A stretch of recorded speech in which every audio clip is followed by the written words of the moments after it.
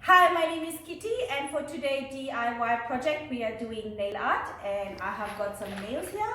I didn't have nails, so I'm going to use screws. I've got some wool here, hammer, scissors, and a paper I have already made in advance. You can have a look. What you have to do is you have to nail it like in a square with the wood block, and in the middle I have made a heart shape. You can use any shape, you can make a square, diamond, whatever you prefer. So I've already done the nails. Now I'm going to use the wools to make the art.